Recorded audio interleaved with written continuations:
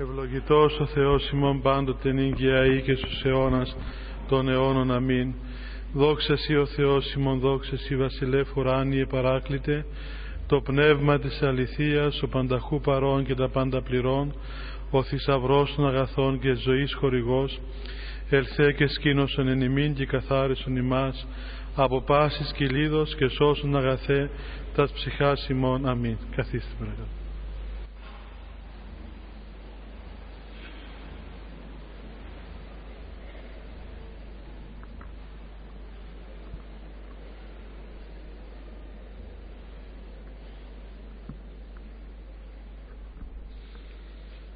Πανιερότατε, σεβαστοί πατέρες, κυρίες και κύριοι, απόψε είναι πραγματικά μια ιδιαίτερη βραδιά για το σεμινάριό μας, διότι έχουμε την τιμή να έχουμε μαζί μας τον κύριο Σταύρο Μπαλογιάννη, του οποίου η επιστημοσύνη, η διάβγεια και η ευθυβολία της σκέψης του τον έχουν κάνει γνωστό διεθνώς, τιμώντας έτσι το ελληνικό όνομα. Ο κύριος Σταύρος Μπαλογιάννης γεννήθηκε στη Θεσσαλονίκη, τελείωσε την ιατρική και θεολογική σχολή του Πανεπιστημίου Θεσσαλονίκης, μετεκπαιδεύτη στην Αγγλία, το Βέλγιο, τις Ηνωμένες Πολιτείες Αμερικής και την Ιαπωνία. Είναι καθηγητής νευρολογίας στο Πανεπιστήμιο Θεσσαλονίκης, δίδαξε θεολογία και φιλοσοφία στην Θεολογική και Φιλοσοφική Σχολή αντίστοιχα του ίδιου Πανεπιστημίου. Δίδαξε επίσης ως επισκέπτης καθηγητής στα Πανεπιστήμια Tufts, Harvard και Yale στις Ηνωμένες Πολιτείες. Έχει συγγράψει 15 βιβλία, από τα οποία τα 5 αφορούν την ψυχολογία, την ψυχιατρική και την ποιμαντική ψυχολογία και τα υπόλοιπα 11 την νευρολογία. Έχει επίσης δημοσιεύσει πέραν των 500 μελετών σε ξένα και ελληνικά περιοδικά. Είναι μέλος πολλών επιτροπών, ελληνικών και ξένων, και εκπροσωπεί την Εκκλησία της Ελλάδος στο Παγκόσμιο Συμβούλιο Εκκλησιών για θέματα βιοηθικής. Ο κύριος Σταύρος Μπαλογιάννης για χρόνια πολλά τώρα, επίμονα και επίμοχθα, προσπαθεί να συζεύξει και να χρησιμοποιήσει προς όφελος της Ορθόδοξης παράδοσης τα πορίσματα της σύγχρονης επιστήμης της ψυχιατρικής. Αφετηρία, αλλά και μόνιμη αναφορά του, οι πατέρες της Εκκλησίας, οι οποίοι έχουν ασχοληθεί πάρα πολύ με την ψυχολογία του ανθρώπου και έχουν εκπληκτικές παρατηρήσεις πάνω σε αυτό το θέμα. Απόψε θα μας αναπτύξει το θέμα γάμος και ορθόδοξη ψυχοθεραπεία. Κύριε καθηγητά.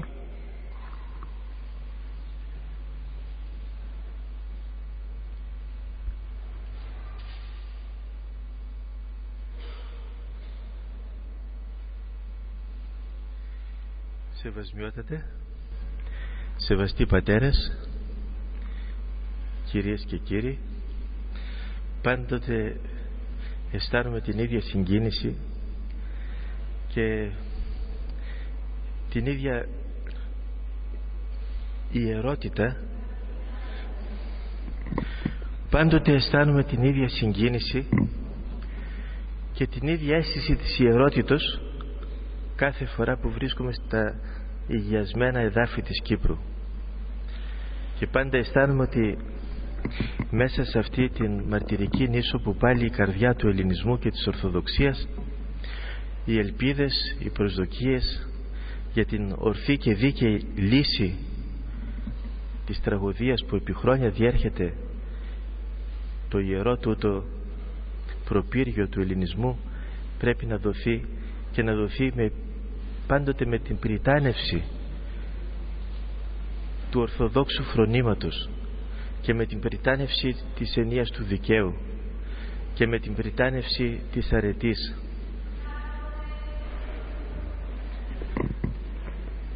Αποτελεί πάντοτε επίσης ευχαριστώ πάρα πολύ. Αποτελεί επίσης πάντοτε πολύ μεγάλη τιμή κάθε φορά που καλούμε να απευθύνω λόγο είτε στο χώρο της ιατρικής είτε στο χώρο της θεολογίας στην μαρτυρική Μεγαλόνισσο. Σήμερα δε το θέμα είναι τόσο σημαντικό και τόσο άπτεται της εσωτερικότητας του ανθρώπου αλλά και ευρύτερα της κοινωνίας, που αισθάνομαι πολύ μεγάλη ευθύνη για το γεγονός ότι ένα τόσο σημαντικό θέμα, το θέμα της ιερότητας του γάμου και το θέμα της ψυχοθεραπείας μέσα στα πλαίσια του γάμου, θα θυγεί μέσα σε τόσο λίγο χρονικό διάστημα. Θα προσπαθήσω όσο το δυνατόν να δώσω το περίγραμμα της όλης τοποθετήσεως και πολύ περισσότερο θα παρακαλούσα μετά το πέρας της ομιλίας να υπάρξει συζήτηση που θα δώσει τη δυνατότητα να δούμε όλες τις επιμέρους πτυχές διαβιέστερα και σαφώς με μεγαλύτερη δυνατότητα προεκτάσεως σε επιμέρους τομείς. Ο γάμος είναι ένα μυστήριο αγάπης και ένα μυστήριο μεταλαμπαδεύσεως αυτής της αγάπης. Είναι ένα μυστήριο που ο άνθρωπος γίνεται συνδημιουργός με τη χάρη του Θεού, φέρει νέους ανθρώπους και τους ανθρώπους αυτούς τους γεμίζει με την αγάπη που φέρει μέσα στη δική του την ψυχή. Άρα λοιπόν είναι μια κοινωνία προσώπων που τα συνδέει κάτι πάρα πολύ ιερό.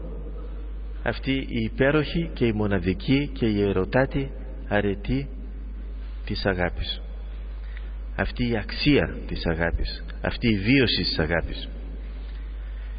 Και για να φτάσει κανείς μέχρι το μυστήριο του γάμου πρέπει αναμφισβήτητα να μπορεί μέσα του να δεχθεί αυτή την υπέροχη και την υπέρτατη αξία της αγάπης. Αυτό τι σημαίνει? Σημαίνει ότι ο άνθρωπος πρέπει για να φτάσει στο μυστήριο του γάμου να έχει τόση ωριμότητα ώστε να έχει κάνει μια σαφή υπέρβαση των ορίων του εγώ. Γιατί η αγάπη σημαίνει υπέρβαση, ένα ξεπέρασμα του εαυτού μας, μια πληρότητα απέραντη, η οποία πληρώτης δεν έχει πια όρια μέσα στα πλαίσια του δικού μας του εγώ και πρέπει να διοχετευθεί.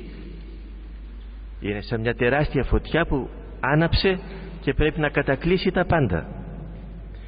Και αυτό το μυστήριο λοιπόν της αγάπης που εκφράζεται μέσα στο μεγάλο μυστήριο του γάμου στοιχειοθετείται, οικοδομείται μέσα στην ανθρωπίνη ψυχή όταν υπάρχει η όντως αγάπη που είναι η αγάπη του ανθρώπου προς τον Θεό. Είναι αδιανόητο ο άνθρωπος να πιστέψει ποτέ ότι μπορεί να κρύψει αγάπη μέσα στην ψυχή του αν αυτή η αγάπη δεν απορρέει από τη βαθιά χριστοκεντρική σχέση. Αν δεν έχει αγαπήσει το Θεό, αν δεν έχει δώσει την καρδιά του στο Θεό, αν δεν έχει αισθανθεί μέσα στα μύχια της δικής του της ψυχής αυτή την γλυκύτητα, αυτό το υπέροχο βίωμα της αγάπης προς τον Θεό, και αν δεν έχει καταλάβει, αν δεν έχει την δεκτικότητα να αντιληφθεί την αγάπη του Θεού προς τον άνθρωπο. Άρα ο ακρογωνιαίος λίθος της ανθρωπίνης αγάπης είναι η αγάπη προς τον Κύριο. Και το δεύτερο στοιχείο είναι η υπέρβαση. Πρέπει ο άνθρωπος τόσο πολύ να πληρωθεί από αυτό το βίωμα της αγάπης ώστε να αισθανθεί ότι τα όρια του εγώ του δεν είναι αρκετά και τότε θα τα διανοίξει είτε μέσα στο χώρο της οικογένειας που θα δημιουργήσει, είτε μέσα στο χώρο της εκκλησίας αν ακολουθήσει τη μοναχική ζωή. Θα ζήσει κάτι πολύ μεγάλο και αυτό το πολύ μεγάλο θα το εκφράσει και θα το υλοποιήσει και θα το μεταλαμπαδεύσει και θα το πραγματοποιήσει, θα το καταστήσει ένα ζωντανό βίωμα μέσα στο οποίο ο ίδιος μετέχει, αλλά μετέχουν και άλλοι άνθρωποι. Είναι μια ξεχωριστή εσωτερική κατάσταση σε αυτή η κατάσταση της αγάπης, που δεν υπάρχουν ανθρώπινα λόγια για να εκφραστεί. Υπάρχουν ανθρώπινα βιώματα. Μπορεί ένας άνθρωπος όταν έχει ζήσει το μεγαλείο αυτής της ενίας να καταλαβαίνει ακριβώς και το μέγεθος αυτής της ενίας και τη δύναμη αυτής της ενίας και τη δύναμη που έχει να αλλοιώσει τον άνθρωπο, να μεταβάλει εσωτερικά τον άνθρωπο, να μεταβάλει τις ανθρώπινες συνθήκες και παραμέτρους και να μεταβάλει ακόμα και την κοινωνία εν το συνόλο. Θα πρέπει λοιπόν να υπάρχει, για να δημιουργηθεί η οικογένεια, πρώτον η αγάπη προς το Θεό. Αυτή η αγάπη θα έχει γεμίσει την ψυχή του ανθρώπου και θα μεταλαμπαδευτεί, θα υλοποιηθεί μέσα στα πλαίσια της οικογένειας. Το δεύτερο, που είναι της συνάρτησης του πρώτου, θα πρέπει να υπάρχει εσωτερική ορίμανση, η εσωτερική πληρώτηση. Η πορεία του ανθρώπου είναι μια συνεχής ανωδική πορεία. Ο άνθρωπος ψυχικά οριμάζει, όπως και σωματικά μεταβάλλεται. Όπως βλέπουμε το σώμα του ανθρώπου από την νεογνική ηλικία να αλλάζει μέρα με την ημέρα και ο άνθρωπος να γίνεται όριμος σε κάποια ηλικία, το ίδιο ακριβώς υφίσταται και η ανθρωπίνη ψυχή. Και το μεν σώμα έχει πεπερασμένα όρια μεταβλητότητος. Η ψυχή έχει τεράστια όρια μεταβλητότητος. Η πολυδύναμος αυτή η ψυχή του ανθρώπου, την οποία δεν γνωρίζουμε, μόνο ο Θεός γνωρίζει την ανθρώπινη ψυχή, αλλά την οποία αισθανόμαστε, την φέρουμε μέσα μας, την ψυχή αυτή που μερικές πτυχές της, μερικές ίσως παραμέτρους, μερικές απόψεις, μερικούς χώρους μπορούμε να τους δούμε και να τους κατανοήσουμε κατά τη διάρκεια της ψυχής μας. Αυτή η ψυχή οριμάζει. Και μέσα σε αυτή την ψυχή, όταν οριμάζουν ορισμένες αξίες. Οριμάζει η αξία της πατρότητος, οριμάζει η αξία της μητρότητος. Και μέσα στην οικογένεια αυτές ακριβώς οι αξίες βρίσκουν τη δικαίωσή τους. Ένας άνθρωπος δεν γίνεται πατέρας όταν αποκτήσει τον γιο ή την κόρη του. Γίνεται ο πατέρας όταν οριμάσει αυτή η έννοια της πατρότητος μέσα στην ψυχή του. Υπάρχουν άνθρωποι που δεν έγιναν φυσικοί γονείς, αλλά ζουν την έννοια της πατρότητος. Ξέρουν και αγαπούν σαν πατέρες, ξέρουν και θυσιάζονται σαν πατέρες. Οι γυναίκες ξέρουν και αγαπούν σαν μητέρες. Υπάρχουν άνθρωποι που δεν έγιναν φυσικοί γονείς, αλλά έχουν γίνει πνευματικοί γονείς και ζουν το μέγιστο αυτής της πατρότητας και της αγάπης. Αυτή λοιπόν η πατρότητα πρέπει να οριμάσει πριν ακριβώς από το γάμο. Πρέπει να καταλάβει το άτομο ότι έχει φτάσει η ψυχή του σε έναν βαθμό κάποιας οριμάσεως. Έχει φτάσει σε κάποιο βαθμό κάποιας καλλιεργίας. Έχει φτάσει σε κάποιο βαθμό αυτογνωσίας. Ξέρει ποιος είναι, ξέρει τον εαυτό του ότι αποτελεί ένα συγκεκριμένο πρόσωπο με συγκεκριμένες πνευματικές και ψυχικές διαστάσεις. Έχει ουσιαστικά δει το γενικότερο περίγραμμα της ψυχής του και εν συνεχεία μαζί με αυτό το υπέροχο βίωμα της αγάπης αρχίζει και οριμάζει και η πατρότης. Που η πατρότης σημαίνει μεταλαμπάδευση αυτής της αγάπης. Αυτά λοιπόν τα δύο στοιχεία αποτελούν τον ακρογωνιαίο λίθο για τον έγγαμο βίο και για τη δημιουργία της οικογένειας. Η αγάπη που θα ξεκινήσει από την αγάπη του Θεού, η πατρότηση που θα ξεκινήσει πολλά χρόνια και θα είναι συνάρτηση της οριμότητος, συνάρτηση της καλλιεργίας, συνάρτηση της γνώσεως του εαυτού μας, συνάρτηση της σταθερότητος πια της ψυχικής και πνευματικής πορείας μας. Αυτά τα δύο θα αποτελέσουν ουσιαστικά και το υπόβαθρο του γάμου. Και η οικογένεια και ο γάμος θα ήταν μια υπέροχη κατάσταση, μια βίωση ουράνιος μέσα στη γη, αν τα πράγματα ευάδιζαν κατά αυτήν την έννοια. Δυστυχώς όμως υπάρχει μια ευρυτάτη παθολογία στην έννοια της οικογένειας και στην έννοια του γάμου και στην έννοια της ανατροφής των παιδιών. Ο άνθρωπος εμπεπλεγμένος μέσα στον εαυτό του, μέσα στα δικά του πάθη, μέσα στη δική του ανοριμότητα, μέσα στις πολλαπλές εσωτερικές ατέλειες τις οποίες φέρει, καθιστά δυστυχώς και τον χώρο της εγγάμου ζωής έναν χώρο ατελή, έναν χώρο θλίψεων, έναν χώρο πόνου, αντιθέσεων και πολλές φορές δυστυχώς καταστρέφει όσα αρχικά έχει κτίσει. Η παθολογία του γάμου είναι τεραστία, αλλά ξεκινάει από την παθολογία του ίδιου του ανθρώπου. Είναι αδύνατο να μιλήσουμε για την παθολογία του γάμου αν δεν φροντίσουμε να δούμε εις βάθος τα δύο πρόσωπα τα οποία μετέχουν ουσιαστικά σε αυτό το μυστήριο, τους δύο γονείς, τους δύο συζύγους.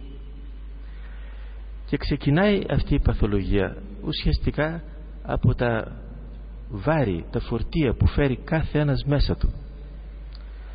Σκεφτείτε έναν άνθρωπο ο οποίος ξεκινάει με την φιλαυτία, με την κυριαρχικότητα, με την αίσθηση της αξίας του εαυτού του, με κανένα στοιχείο, ούτε ταπεινώσεως, ούτε αγάπης, ούτε αποδοχής, και θέλει να δημιουργήσει οικογένεια.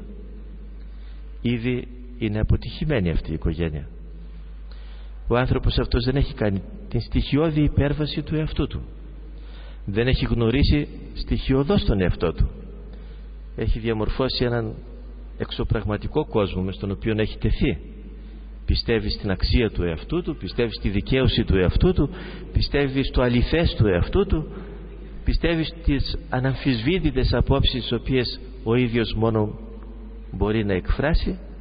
Ο άνθρωπος ήδη έχει κτίσει τα πρώτα θεμέλια της αποτυχίας οικογενειακής του ζωής. Σκεφτείτε έναν άνθρωπο ο οποίος δεν μπορεί να αγαπήσει παρά μόνο τον εαυτό του. Όλη του η ζωή είχε έναν εγωκεντρικό χαρακτήρα, σκεπτόταν μόνο τον εαυτό του από μικρό παιδί, δεν έμαθε ποτέ τι σημαίνει αγάπη και θυσία, τι σημαίνει συμπόνια, τι σημαίνει εκοπή του δικού μας θελήματος, τι σημαίνει πόνος για τον πλησίον.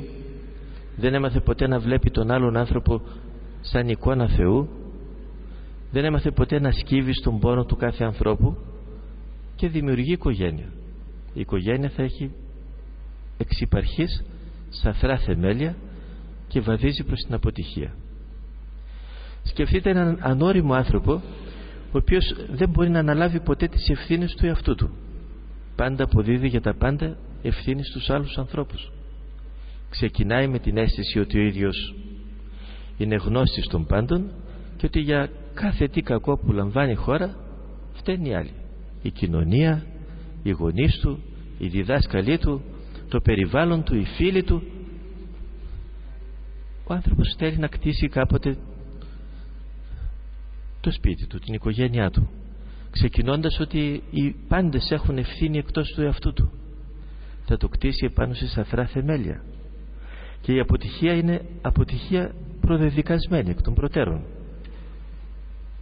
Άρα λοιπόν, για να αποφευθεί η παθολογία του γάμου πρέπει οπωσδήποτε να ξεκινήσει κανείς από τα υγιεινά θεμέλια, να μπορέσει να έχει ήδη μέχρι στιγμής νικήσει αυτό το φράγμα που θέτει ο κάθε άνθρωπος με τη φιλαυτία του γύρω από τον εαυτό του, να έχει φτάσει να αποδέχεται τον πλησίον του, να έχει φτάσει να αναγνωρίζει τις ευθύνες του και να έχει φτάσει να γνωρίζει τον εαυτό του εις βάθος, να μπορεί να ξέρει την κάθε στιγμή τι θέλει, τι πιστεύει, τι ζητά, τι επιδιώκει και να έχει καθορίσει και μια πορεία στη ζωή του, μια πορεία που να ξεκινάει από τη γη και να οδεύει προς τον ουρανό.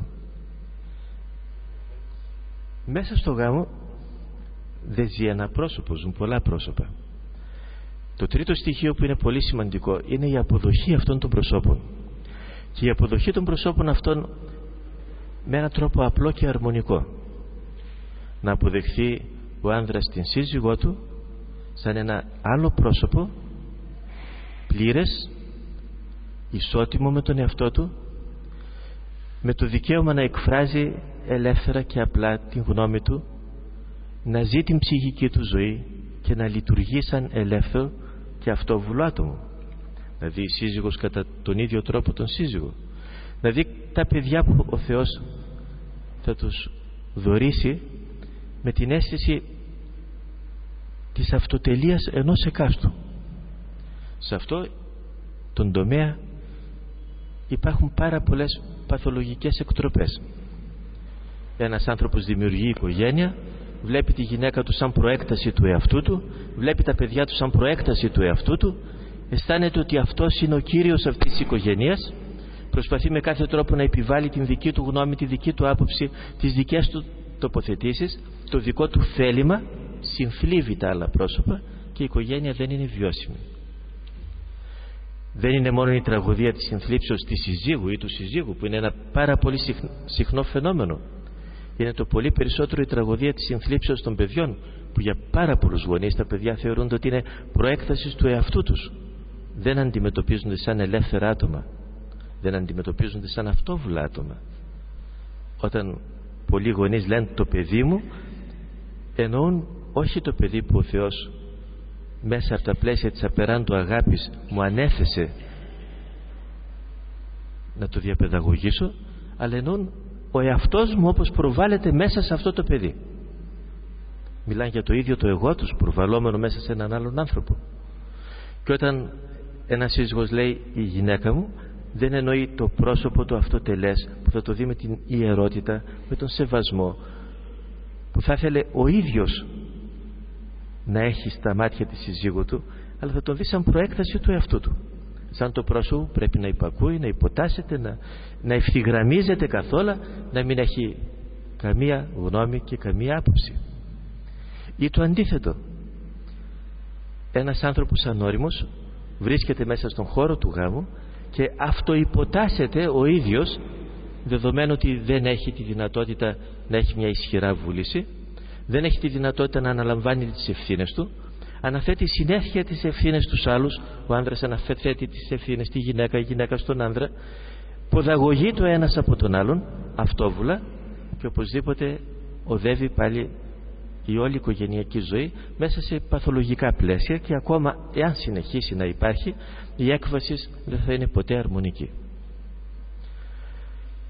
Το τρίτο στοιχείο στην παθολογία του γάμου είναι επίσης η εύκολη απόδοση ευθυνών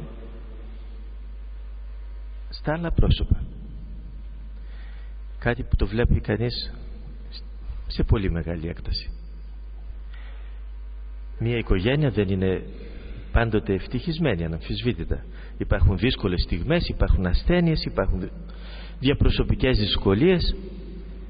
Πολλοί άνθρωποι, χωρίς να είναι φύση και θέση ανεύθυνοι, έχουν την επιθυμία να μεταθέτουν τις ευθύνες τους για τα κακώς έχοντα. Σκεφτείτε λοιπόν μια οικογένεια που σε μια δύσκολη στιγμή λέει ο σύζυγος ή σύζυγο, εσύ ευθύνεσαι, γιατί το παιδί δεν απέδωσε, γιατί το παιδί δεν έχει αυτή την πορεία που έπρεπε, ή το αντίστροφο.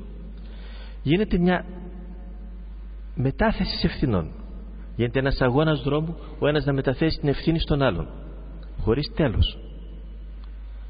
Και αυτός ο τρόπος της οικογενειακής ζωής είναι καταδικασμένος.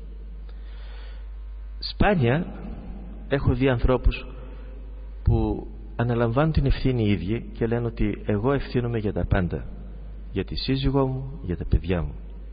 Εγώ ευθύνομαι διότι εγώ πρώτος δεν μπόρεσα να καλλιεργήσω τον εαυτό μου και με τη δική μου προσπάθεια, με τη δική μου καλλιέργεια να καταστήσω ένα θαυμάσιο πεδίο αγάπης σε αυτή την οικογένεια που δημιούργησα.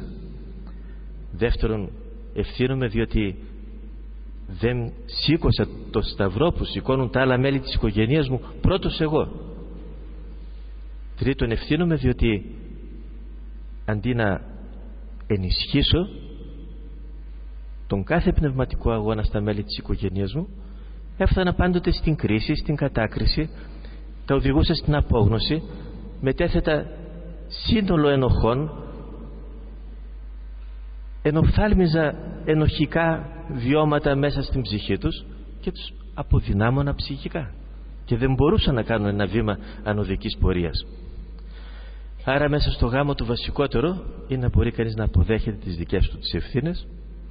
Θα ήταν κάτι πάρα πολύ ωραίο αν ο σύζυγος σαν πατέρας μπορούσε κάθε στιγμή να λέει εγώ φταίω για τα πάντα, και αν έβλεπε το σφάλμα στην σύζυγο ή στα παιδιά, να μπορούσε να τους πει μη στεναχωρήστε, εγώ φταίω γι' αυτό.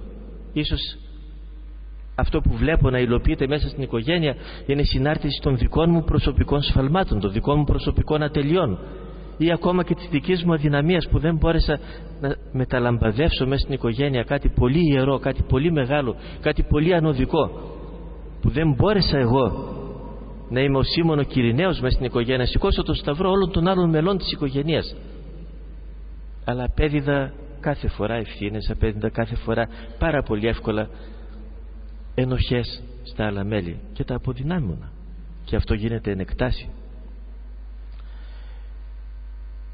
Ένα πολύ σημαντικό επίσης μέρος της παθολογίας του γάμου είναι ότι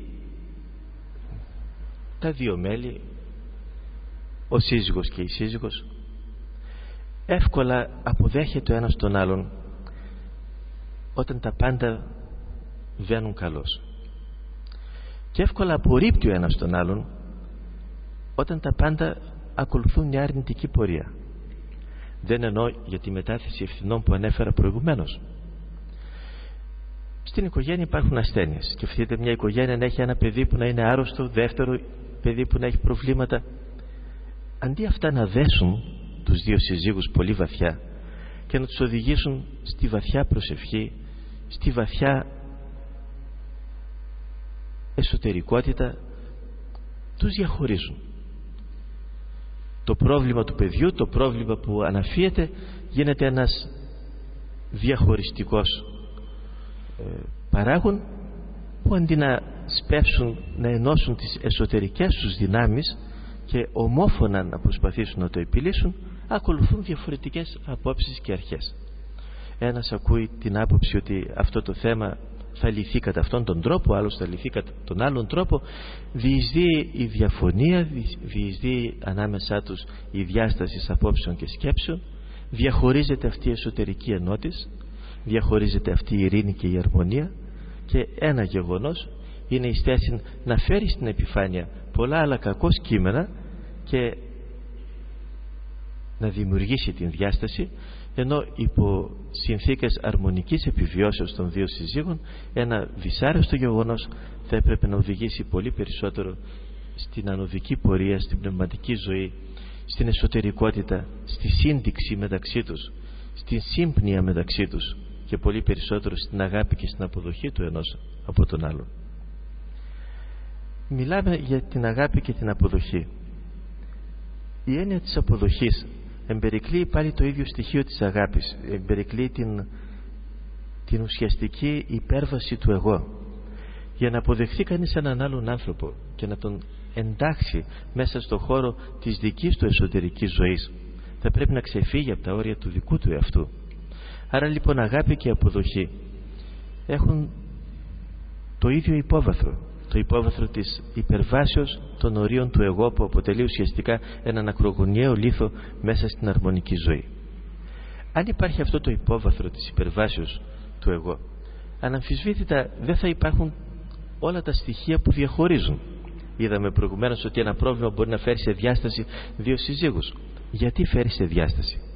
Πρώτον, διότι δεν υπήρξε υπέρβαση, και δεύτερον, μέσα στην ψυχή του ο κάθε ένας εκ των δύο διατηρούσε αυτό το αρχαίγωνο αίσθημα της επιθετικότητας. Όταν καλλιεργηθεί ο άνθρωπος, ουσιαστικά πάβει να έχει τέτοια αρχαίγωνα βιώματα. Πάβει να έχει την επιθετικότητα, πάβει να έχει την αμυντική συμπεριφορά, πάβει να έχει την τάση κυριαρχικότητος επί των άλλων, πάβει τόσα άλλα πράγματα που τα βλέπουμε μέσα στην κοινωνία. Αν δεν καλλιεργηθεί μέσα στην ψυχή του σε δύσκολες στιγμές, λαμβάνουν χώρα αυτά τα φαινόμενα τα οποία τα ονομάζουμε στην ψυχιατρική επαναληπτικά φαινόμενα. Στις δύσκολες στιγμές, τη στιγμή που αρρωσταίνει το παιδί, τη στιγμή που γίνεται κάποιο σοβαρό γεγονός, έρχεται στην επιφάνεια το αρχαίγωνο εγώ του ανθρώπου.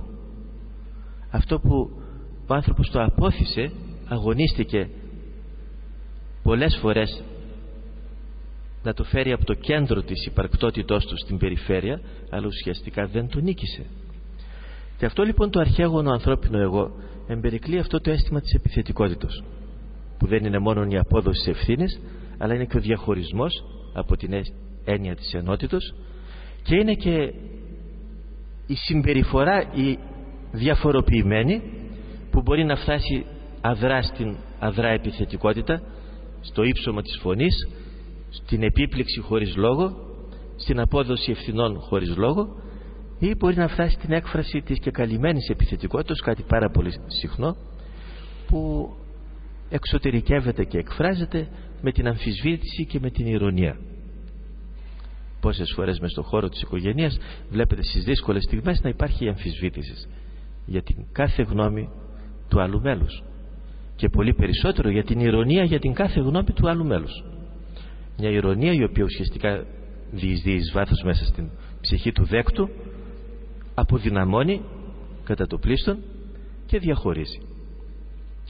Αν λοιπόν αναλύσουμε αυτά τα βιώματα, θα δούμε ότι αυτά που προϋπήρχαν εκαλύπτουν το απλώς, και πάντοτε μια ευτυχισμένη